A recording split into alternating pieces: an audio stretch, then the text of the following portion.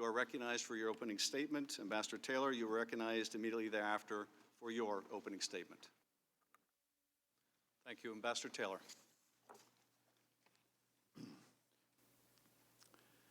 But once I arrived in Kyiv, I discovered a weird combination of encouraging, confusing, and ultimately alarming circumstances. First, the encouraging. President Zelensky was reforming Ukraine in a hurry. He appointed reformist ministers and supported long-stalled anti-corruption legislation.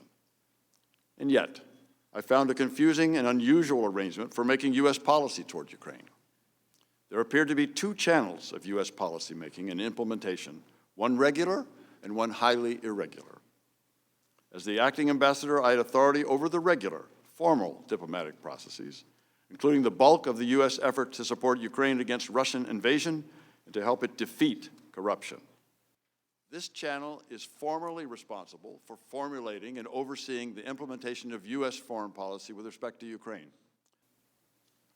At the same time, however, I encountered an irregular, informal channel of U.S. policymaking with respect to Ukraine, unaccountable to Congress, a channel that included then Special Envoy Kurt Volker, U.S. Ambassador to the European Union Gordon Sondland, Secretary of Energy Rick Perry, White House Chief of Staff Mick Mulvaney, and, as I subsequently learned, Mr. Giuliani.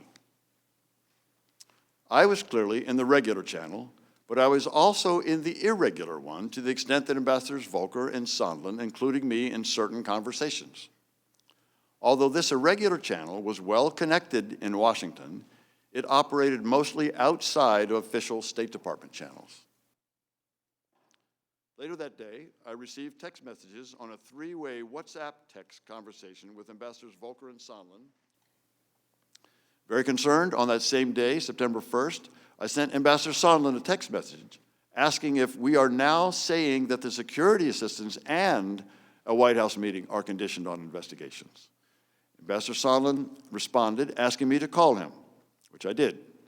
During that phone call, Ambassador Sondland told me that President Trump had told him that he wants President Zelensky to state publicly that Ukraine will investigate Burisma and alleged Ukrainian interference in the 2016 election. Ambassador Sondland also told me that he now recognized that he had made a mistake by earlier telling Ukrainian officials that only a White House meeting with President Zelensky was dependent on a public announcement of the investigations. In fact, Ambassador Sondland said, everything was dependent on such an announcement, including security assistance. He said that President Trump wanted President Zelensky in a public box by making a public statement about ordering such investigations. Ukrainians did not owe President Trump anything, and holding up security assistance for domestic political gain was crazy, as I had said in my text message to Ambassador Sondland and Volker on September 9th. Last Friday, a member of my staff told me of events that occurred on July 26th. While Ambassador Volker and I visited the front, this member of my staff accompanied Ambassador Sondland. Ambassador Sondland met with Mr. Yermak. Following that meeting, in the presence of my staff, at a restaurant, Ambassador Sondland called President Trump and told him of his meetings in Kyiv. The member of my staff could hear President Trump on the phone asking Ambassador Sondland about the investigations. Ambassador Sondland told President Trump the Ukrainians were ready to move forward. Following the call with President Trump, the member of my staff asked Ambassador Sondland what President Trump thought about Ukraine. Ambassador Sondland responded that President Trump cares more about the investigations of Biden, which Giuliani was pressing for. At the time I gave my deposition on October 22nd, I was not aware of this information. I'm including it here for completeness. I also recognize the importance of the matters your committee is investigating, and I hope that this chronology